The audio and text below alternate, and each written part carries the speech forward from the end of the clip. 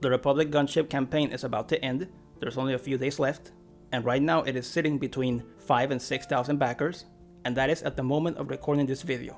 The campaign has been very slow. This is a snail's pace campaign compared with the previous 4 TVC campaigns, and I have been told that it's even slower than the Black Series Rancor, which ended up not funding. And while the campaign clearly will fund, I am not so sure that it will reach all the goals, all the stretch goals that we wanted to reach.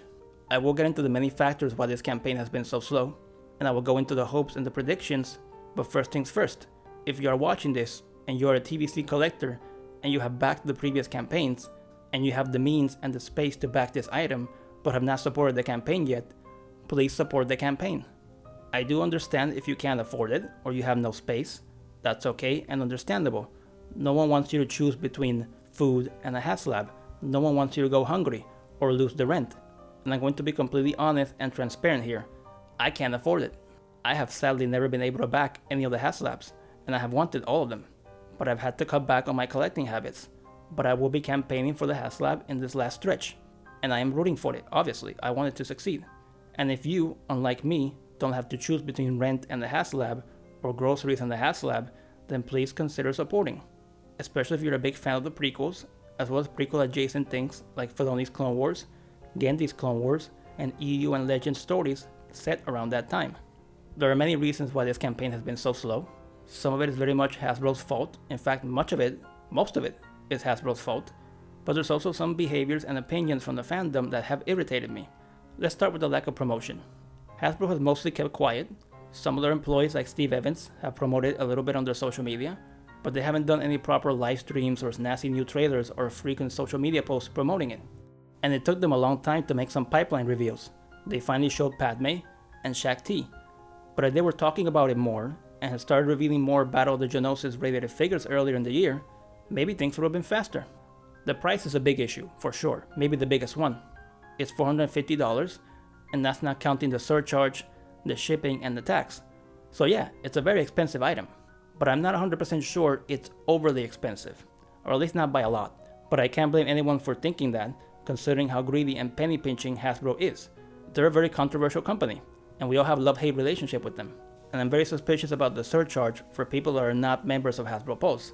But some people need to understand that it's not 2002 anymore. This Haslab is not going to cost what the original Attack of the Clones gunship cost over 20 years ago. Might Hasbro be overcharging us? Maybe. Probably. But not to the degree that some people think. This thing is not $200+ more expensive than what it should be. Keep in mind, it's 2025. Everything is more expensive now. And they are going to get even more expensive as time goes on. And yes, I know, we all know that Hasbro wants these really extreme profit margins. We all know that. We know they're a greedy company, but they aren't trying to get $200 of profit off of something so big and so complex to make. That's not the case. But the pricing and people's perception of that price is not the only issue. There's also the issue that this is an item that has been made before, and has also been repacked and repainted many times. So a lot of people already own a gunship.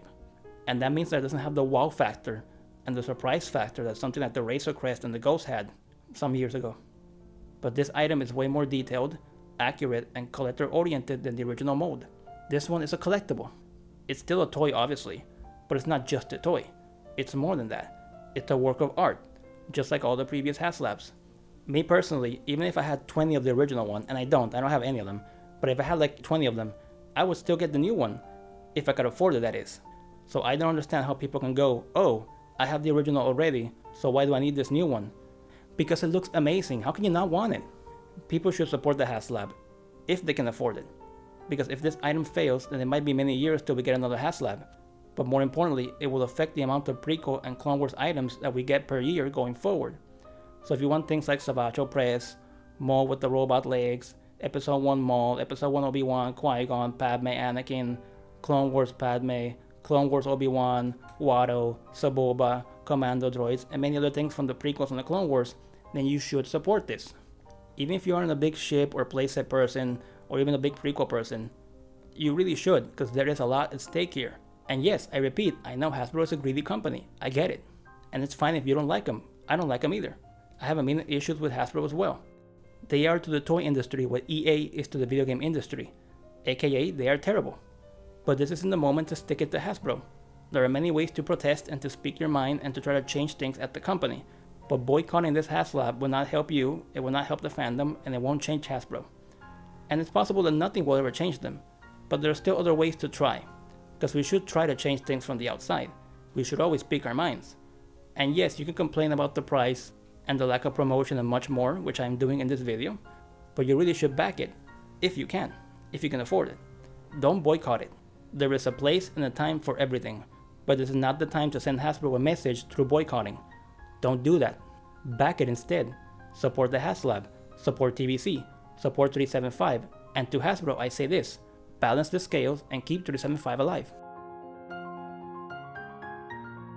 Thank you for watching, it means a lot, and I hope you all reconsider your choices and go and back the Haslab. And make sure to participate in all the big events that Hasbro pays attention to, like SWTVC's March Madness, as well as Last Figure Standing, which I think will happen soon in the fall. So check out those channels and those pages. And if you enjoyed this video and want to see any and all future videos that I make about TVC, Star Wars toys, and Star Wars in general, then please feel free to subscribe to our channel so you don't miss a thing. I also wanted to say that we celebrated the Episode 3 Revenge of the Sith anniversary this year with many videos, so please consider checking them out. You can check the end card here for some links, and we have several playlists for the oldies. Thanks again for watching, and I'll see you all next time.